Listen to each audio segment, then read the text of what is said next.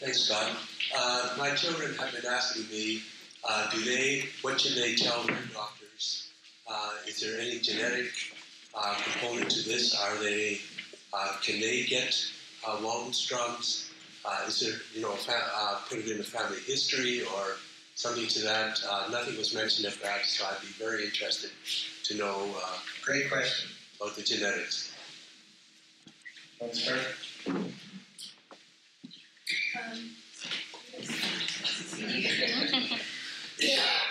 There's been a fair amount of work in certain centres to look at a familial component. The bottom line is that people who have Waldenstrom's have a higher incidence of first-degree relatives with diseases like Waldenstrom's, either myeloma or other low-grade lymphomas. The incidence of this is not high. It's a few percentage points, if that, and it is not something that triggers a screening program in family members. The cause of the familial link is being worked out. There are groups looking at genetics to see whether it's a propensity within families from their genes or whether it is due to some kind of environmental trigger which they both share. And just to add to that a little bit, as someone who's, as someone who's actually worked on this quite a bit, what Shirley said is exactly spot on. But I would also like to add, there's families, and they know who they are, right? The father has Waldenstrom's, the kid has Waldenstrom's, the sister has Waldenstrom's. We had one group of 5 sisters who came in. 4 of them had Waldenstrom's, and 1 of them did not. And the idea was like, well, maybe we could try to test them, figure out what's different. Actually, turned out the 5th one also had Waldenstrom's, had been diagnosed. You do not need a fancy PhD. You do not need hyper-specialist doctors to say there is a family history in this family, and that these people are at increased risk. And so, if you're a part of these families, you already know it. You don't need someone from this panel to tell you that. And for most everybody else, it's true. There is this increased risk, but it's also think about how rare WM is. And so, doubling, tripling your risk is actually falls under categories of, you know what, look both ways before you cross the street. Because that's what's going to get you. Okay, thank you. Doctor, I think you can answer this. Mary McMasters, Dr. McMasters was doing the familial study at the National Institute of Health. That, if I remember correctly, was a 10-year study. Is that finished now? Yeah, so Mary and I are really good friends, and we both actually were conducting familial studies at the same time. And sadly, we really tried to collaborate with one study and politics, mostly at the federal level, made that not possible. But we still sort of collaborate sort of unofficially. And I don't know that she is still enrolling patients at this point. If you could definitely reach out to her. And I'm sure people, if you contact your local WMF contact person, they can help you get connected with her. She's wonderful. She'll get right back to you. But she's doing some wonderful work right now, and in fact, a group of us, myself, Mary, Olga Ogun's-daughter in Iceland, are all sort of zeroing in on a couple of key places in the genome that we're hoping to better characterize and understand. So it's a pretty exciting time. We're not really there yet, but for the first time, we actually have some things to go on. But definitely, if you're interested, reach out to people, get involved. It's really helpful for researchers. And there is new stuff that will be coming in the next few years. Yeah, I know that in his Burning Questions talk, Dr. Maury Gertz from Mayo Clinic suggests that first-order relatives over 50 might want to have the IgM test every couple of years, just as a way of perhaps early detection, but no need to do anything really more drastic or any sooner. Dr. Sharif, you had a slide early on that listed some of the indolent lymphomas, like one of them being marginal zone, and there were several others. Are these just as rare or rarer than WM, and also are they treated in a similar manner? So the involved-shown lymphocyte lymphoma, I would say, rarer than the rest. Probably then the other one is a little very marginal zone. Still see more patients than the lymphocyte lymphoma. Treatment is similar for all of them except for the plasmapheresis part, because the other lymphomas are not known to be having the high monoclonal protein causing the hyperviscosity, so the plasmapheresis would not be part of treatment for other indolent lymphomas, and like the Walton's Jones. And otherwise, here we do have the bendamustine for all indolent lymphomas. Now, it's easier for us to get access afterwards, compassionate or its approval for ibrutinib as second line, and also as disease treatment as the bortezomib if needed for lymphoblastic lymphoma. So that's why always if there's a patient with lymphoblastic lymphoma, it's good to kind of look at it between the myeloma, lymphoma kind of disease. So we try to look at treatment from here to here to use it for a lymphoblastic lymphoma, unlike the other indolent lymphomas. To have a more easier, straightforward algorithm we follow. For the other indolents we have, yes, they be our first line for toxin maintenance, and then we, as it lapses on, we know next what we do as compared to lymphoblastic lymphoma. Thank you. I asked because I've had people reaching out to me who have marginal zone and have nowhere to turn to, right? So I wasn't sure whether this was something we should be getting, involved with them as well and helping them in any way. I think it helped, I guess, bringing the numbers so that they were being treated with similar drugs and stuff that, again, we could bring other groups together. Because as Canada, we have so few patients that we're aware of. So, interest group, I say, a B-cell indolent lymphomas together as a group together will be easier to have a more number of patients. Exactly, yes. And treatment will be similar. And it might be a little an easier path to get some of these drugs approved for us.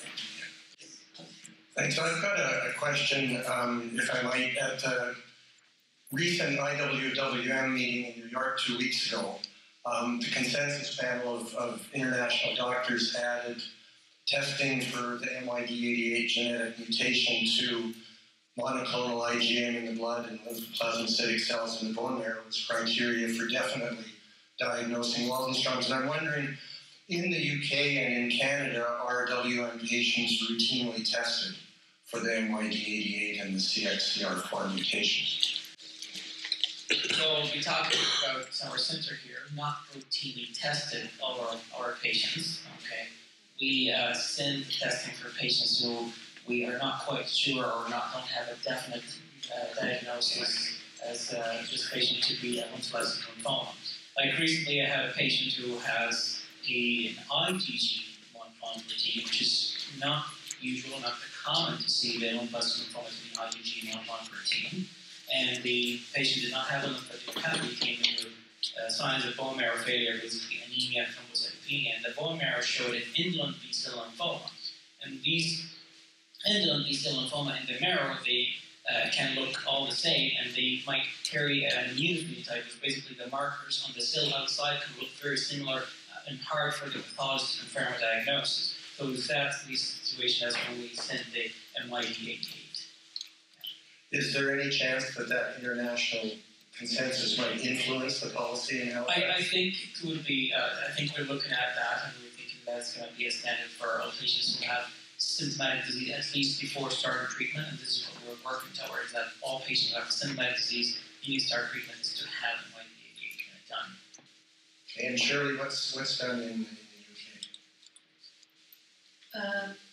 So it's increasingly being used in the setting of patients who have Waldenstrom's, but there is a cost factor, and many labs will ask what we're going to do with the information. So it's most certainly done in grade cases, and actually marginal zone can be one of those grade cases, although there is an incidence of mid-88 in that group as well, not quite as high a percentage. So I would say it's being done more and more. Now, our centre is a big centre for WM, but we can't routinely get CXCR4 done because, again, the question is what do you do with the information? It's also more difficult to test because there are a number of mutations. It's not a single point mutation. So it's being rolled out, partly because we have more centralisation of molecular testing in the UK now compared to before. Anyone else got Scott? Yeah, sounds like the mic. I have a question about hyperviscosity. And both Shirley and Ismail showed hyperviscosity and showed the examination of the blood vessels in the eye as being a key indicator of that. Is that a definitive and final sign of hyperviscosity? Can you have hyperviscosity without it showing up in the blood vessels in the eye? And do you routinely measure serum viscosity in the blood of them patients? So as with anything in the world of biology, there's no such thing as never or always. So yeah, I mean, it's the good thing about looking at the eye is it's something you can readily do at the bedside. You don't need a lab for it, but you can have symptomatic hyperviscosity without eye changes. The other thing about looking at the eye is it's a bit of an acquired art. Now, I don't look at eyes very often, even though I have a WM clinic, so in practice we usually get an ophthalmologist to take a look. Other things can affect the back of the eye, like diabetes, high blood pressure. So it's a guide, but we personally don't measure plasma viscosity in our centre.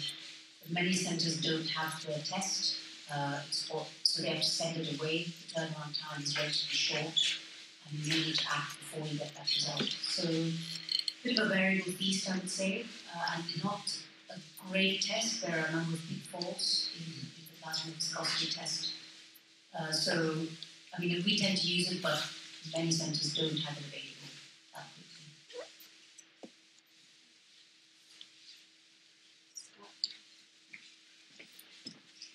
Ismail, the plasma, the serum viscosity test at our centre was. So serum viscosity, not usually we do it. We do it on cases that patients come in and say, okay, I have headaches on and off. That's, I don't know if I'm going to call it a tension headache, but they're there, or they have some symptoms. They don't sound as severe. The IgM not very high. We might send the sample. We have a turnaround fine, so Yeah, because I think the samples go all the way to Toronto for testing. I know several of mine have not come back with accurate results. I think it's because it has to be kept warm all the way, if I'm not mistaken. Sure. I think it has to be collected and put in the thermos right away and all of that. So, Charlene, did you have a question? Yes. Hi. So, having worked with plasmapheresis, I've seen some dramatic improvements with people coming in symptomatic with things like neuropathy and fatigue. But I don't recall, and I guess my question is more around the visual changes. Is there a chance that blurriness, double vision would be permanent, even though the hyperviscosity is kind of settled, or is that something that's usually reversible?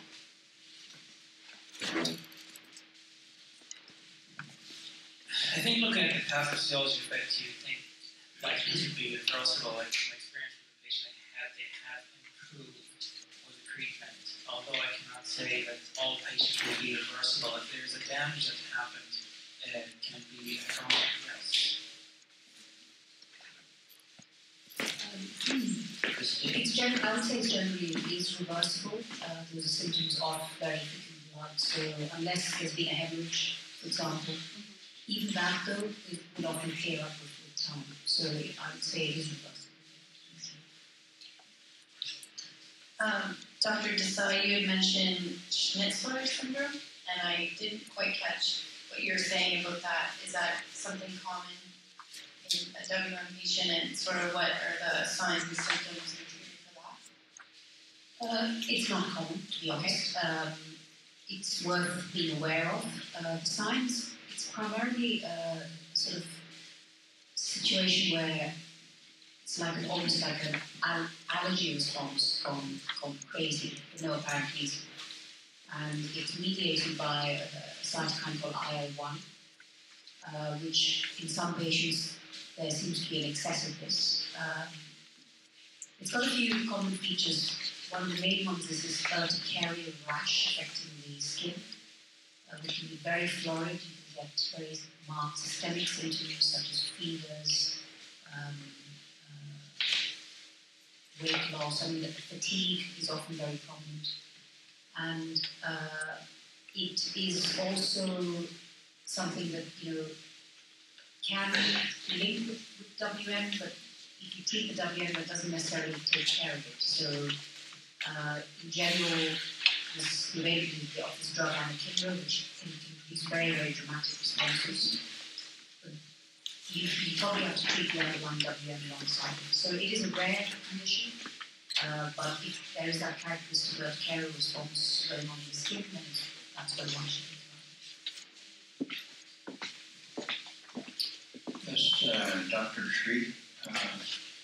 I'm on low-dose Brubica, and I'm just wondering if my IgM is almost down to normal, would I be able to stop? And if I need it again,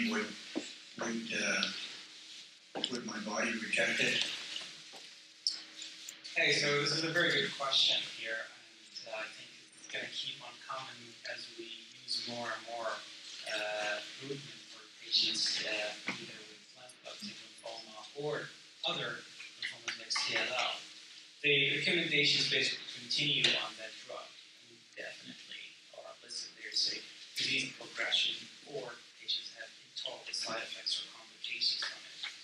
So the thought process, the improving our movement, it's not going to give a cure as a treatment.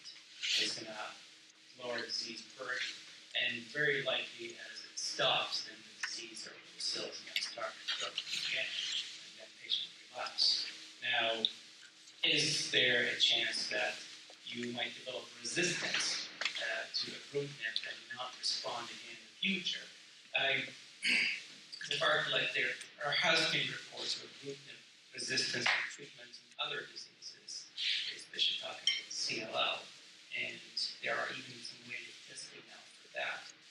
But as I said, the recommendation would be is best to continue, not to stop. Not all patients are going to become resistant, I don't know. If I can just add a personal anecdote, a year ago I had to stop for 12 days because of neutropenia. I've been on ibrutinib almost 4 years now. And in that 12 days, my IgM went from 3 to 40. I had non-stop 39-degree fevers. I was hospitalized for 5 days. My hemoglobin, which had been up to 150, was dropping 10 points a day, and I was getting to where I would almost need transfusions again. So, short answer is no. It's a forever drug for me. And it took me 5 months to get back to the level of cure that I had when I stopped a year ago. So, and that's not uncommon. I think probably a quarter of the people experience the withdrawal symptoms, and many people see the rebound and the relapse. I just want to add a couple of things to this, and also maybe also address a little bit about some of the genetic testing as well. So we've been doing a lot of work with ibrutinib at Dana-Farber, and really the way to think about the role of ibrutinib is, the technical term is cytostatic, and what we mean by this is that we're not killing cells, we're putting them on ice, right? The Waldenstrom's isn't going away. There is some reduction of cells that does happen, and in some rare cases we get it down to the point where they're almost gone, but for the vast majority of cases, really what we're doing is we're just putting it on hold. It's still there, and when you stop it, it comes right back. And that's why it is this sort of like forever drug, to use that term. Obviously, this is not good enough. We are working to make this better.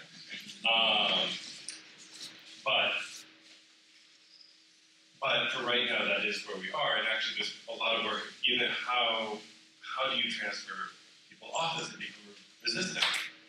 And resistance does happen. We do have some studies that have been published on this now.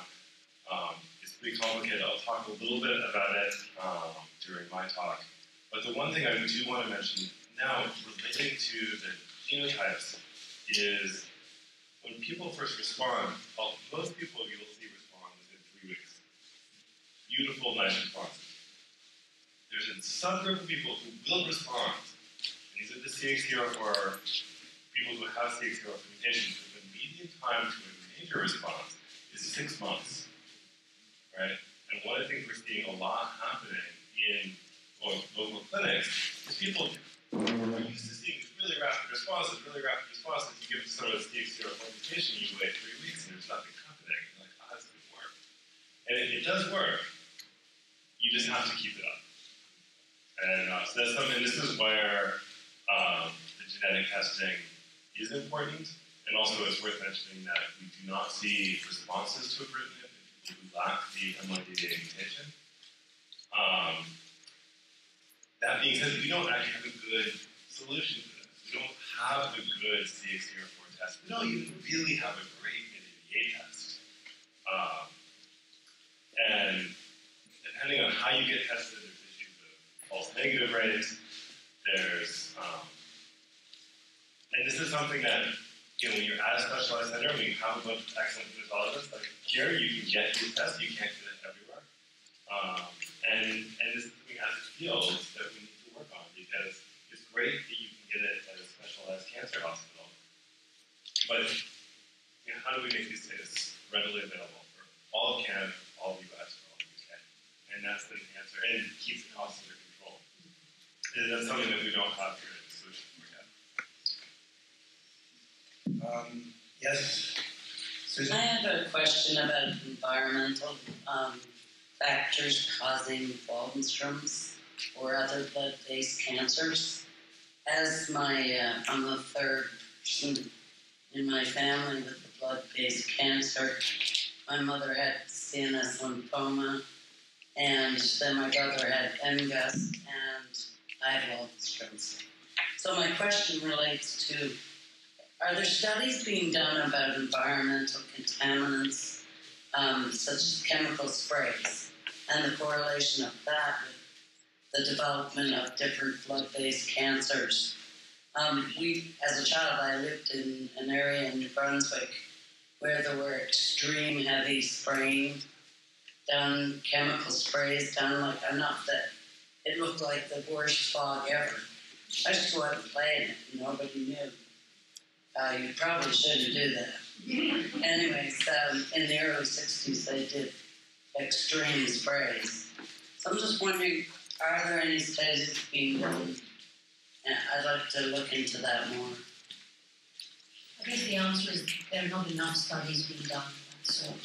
I think there are pockets of work in different areas, and in fact, at the recent workshop, there was talk about, for example, fallout of the 9/11 disaster and the effect it had on the incidence of MGUS and other diseases in the first responders. So there is something there, I'm sure, but rationalizing it and teasing out the different toxins around, I think can be very, very difficult going forwards. I'm sure it's got us a story to tell them. David? Yes, I have a question. I'm wondering whether there are any, what the reason might be where a doctor might choose against bendamustine and for cyclophosphamide for a patient.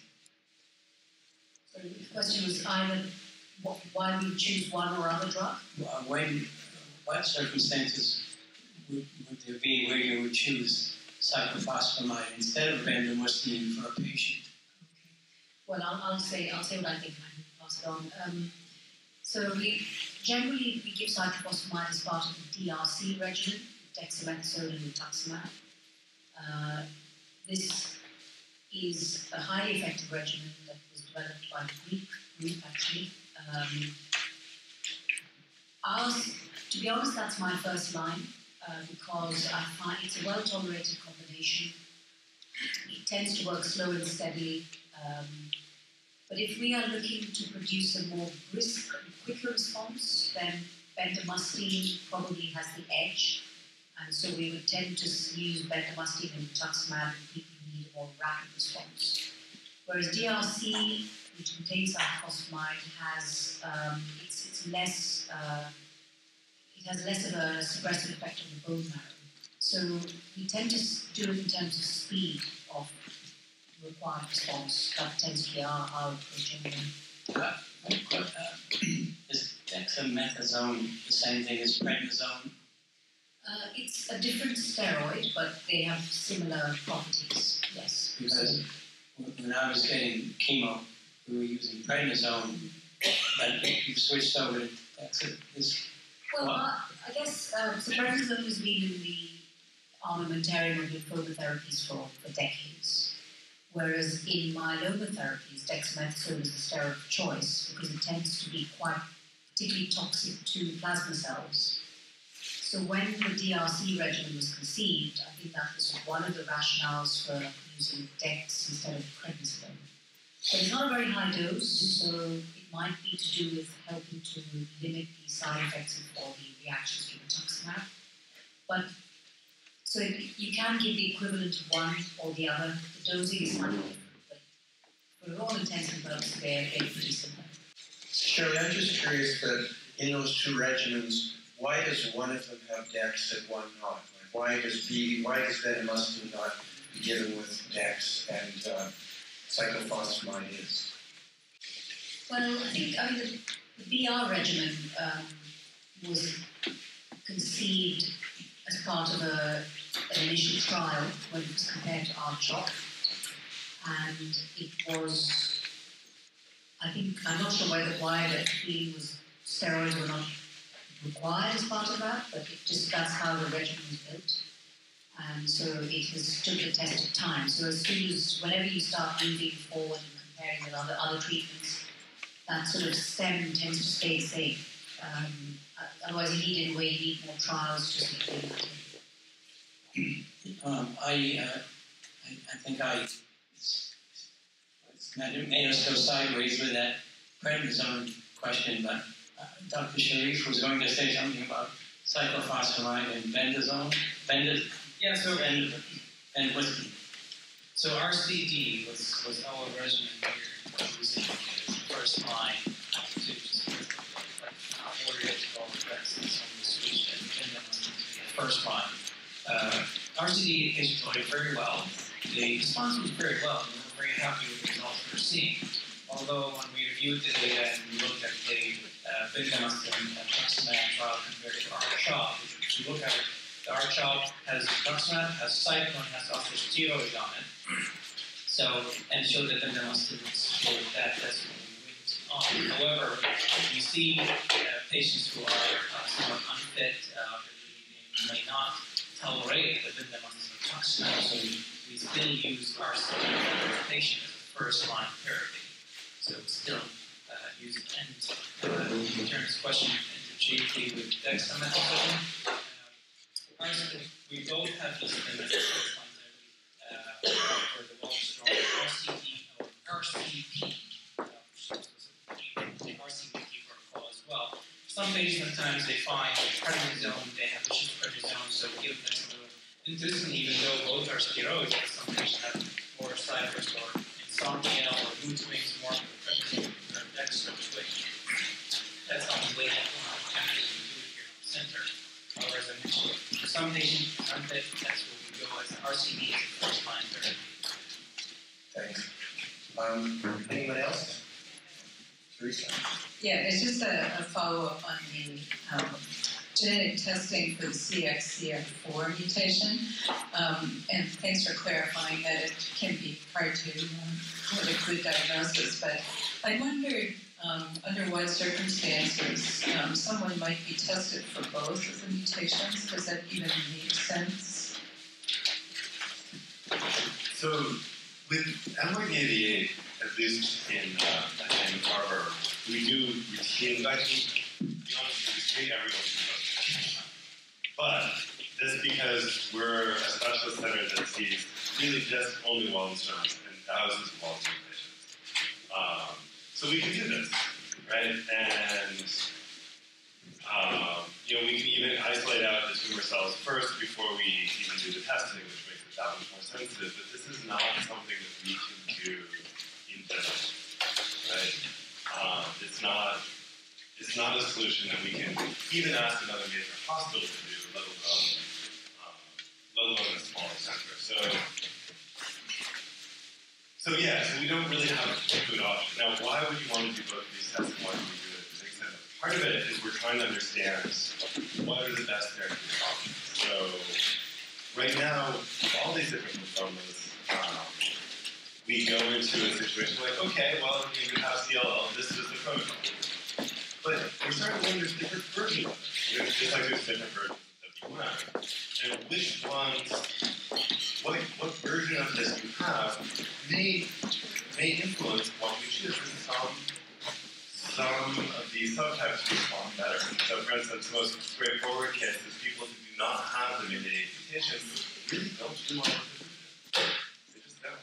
And so we probably not choose to give someone ibrutinib if they do have that mutation. And the CXCR4, I would say it's maybe less important right now, but we do know that there are a number of therapies where the CXCR4 mutant people do not do as well. Or in the case of ibrutinib, their response is very delayed, and we want to give people a heads up. And just think, look, it's going to take a while. And also, honestly, we now have 5 years follow-up for our initial study, and it's the CXCR4 people who are really progressing on. We don't really see that many people. Oh, you almost always see them together. If you have a CXCR4 mutation, you almost always have a MYD88. Yeah. Now, there are people who have CXCR4 mutations and don't have MYD88 mutations, but we are talking about a very, very small. We're now talking about 1% of Waldenstrom's. I have a question that was from someone who couldn't be here. And I think, Zach, you've done quite a bit of work on this, and the other doctors would have an idea too. A lot of us end up with really low IgG and IgA, either at diagnosis or because of treatment. What are the indications for getting supplemental IgG, whether it be IV or one of the new subcutaneous versions? Is it a level of IgG? Is it a certain number of infections? Just what are the criteria for saying this is something that a patient can benefit from? I'm definitely not the right person to answer this question.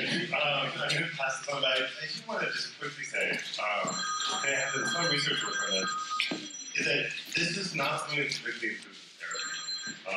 It's a characteristic of WM. As a matter of fact, when we look at some of the families, when we're doing our family history study, we actually saw it on our own families as well. So this may be something that even predates WM itself.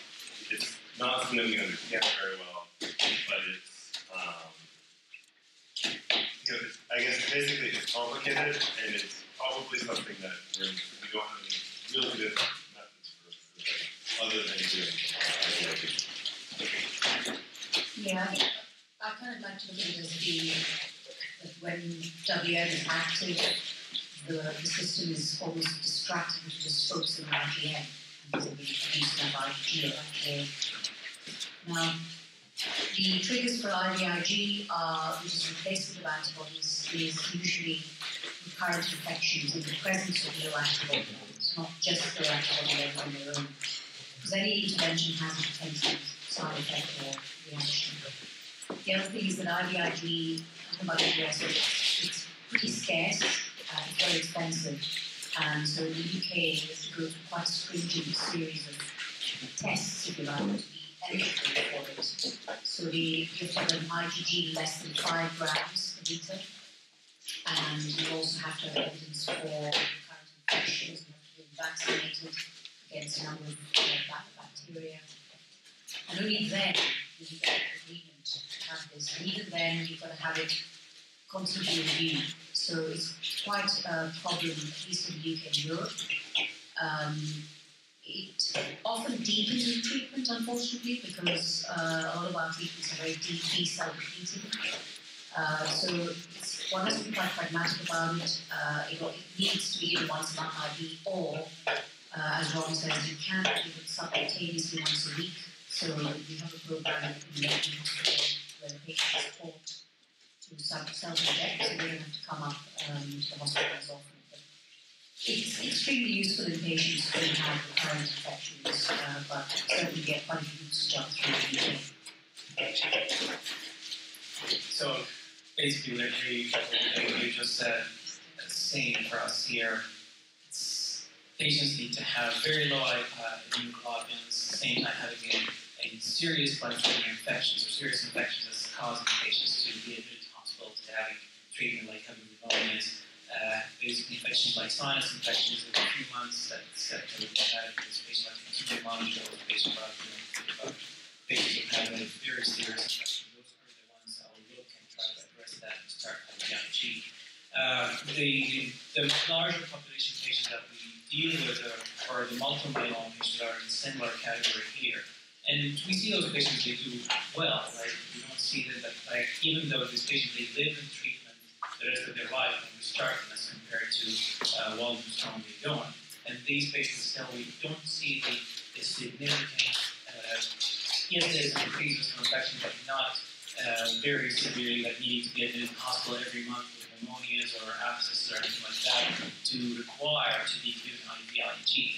So basically, I say this, there are very selected low number of patients that we think that repetitively need truly have IVIG treatment to prevent infections. I always try, if patients having sinus infections or having issues, I would go to check with my ID groups to make sure that those patients have very updated vaccination, have all everything covered. Yeah. That was my question, actually.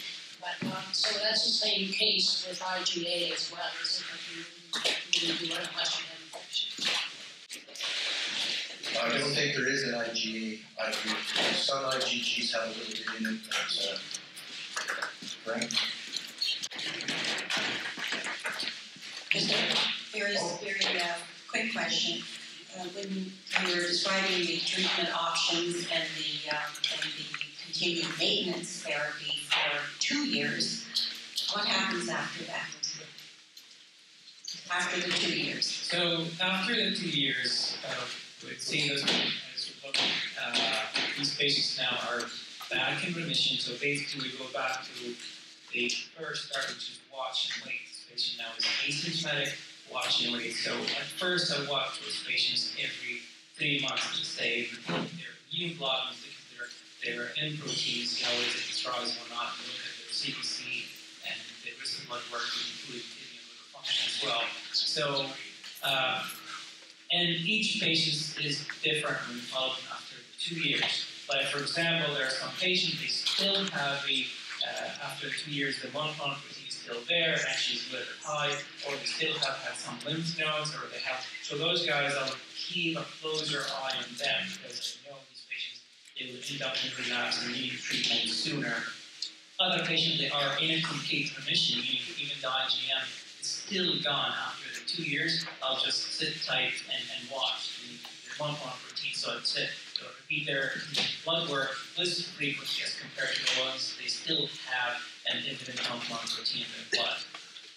Okay, thanks. I just have a related question while we're on that, and surely I think you're probably the good one to answer this. 2 weeks ago in New York, the consensus from the International Waldenström's expert was no to Rituxan maintenance. And I'm wondering if you could explain the rationale for that recommendation and decision, and how you use, if you use maintenance in the UK. Yeah, and that's why I was going to make a comment, actually. I was interested to see that in Canada the maintenance is widely used. It's not the case in Europe or the UK, on the basis that we don't regard that there is enough evidence to say that this should be standard therapy. More is always better.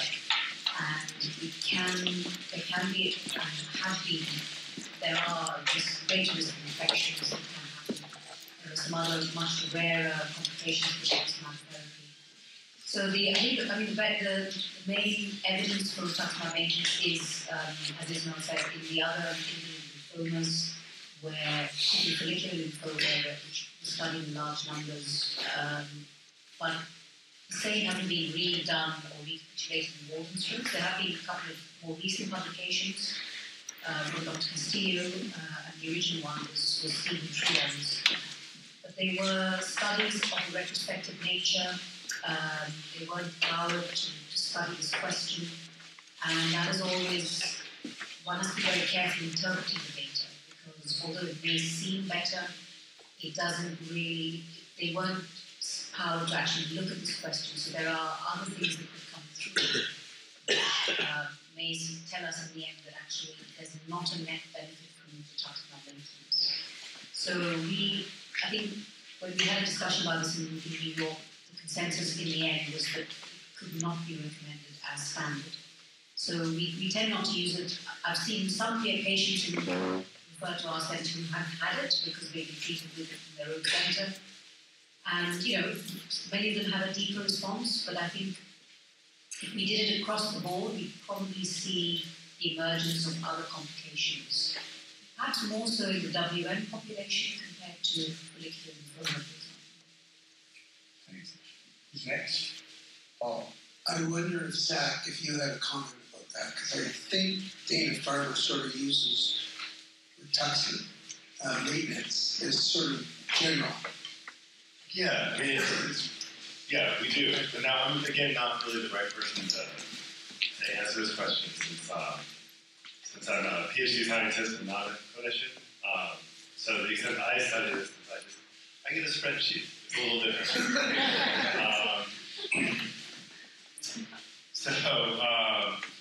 So yeah, we've not seen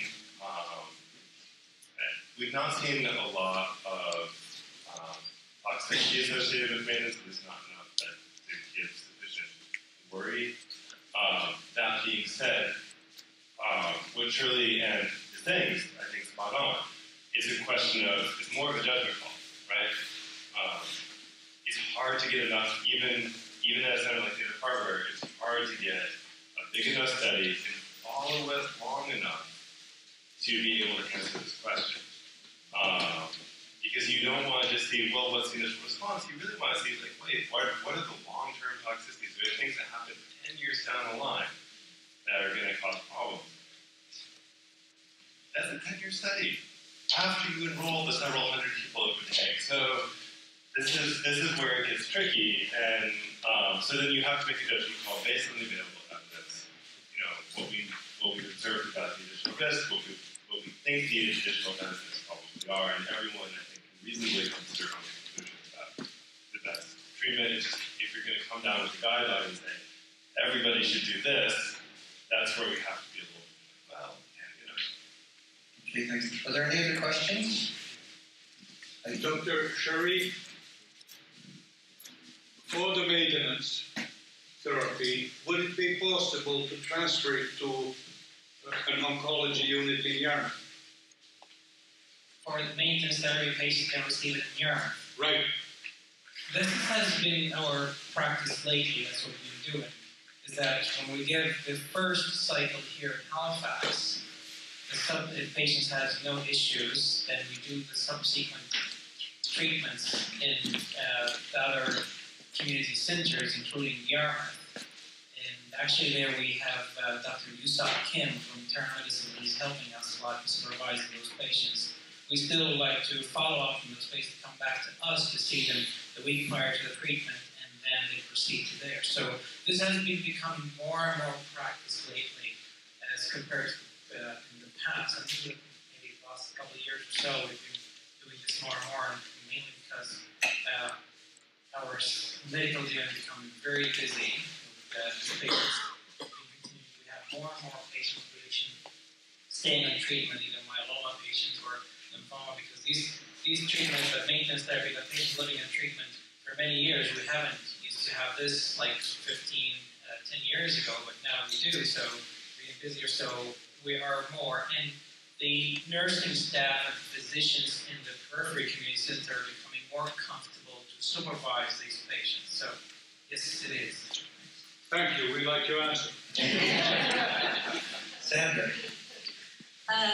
Where ibrutinib is more of a forever drug, I understand that, well, I've learned myself that a lot of information has to be given to the patient regarding if they had to have surgery, if they had an accident, their increased chance of bleeding is very, very important.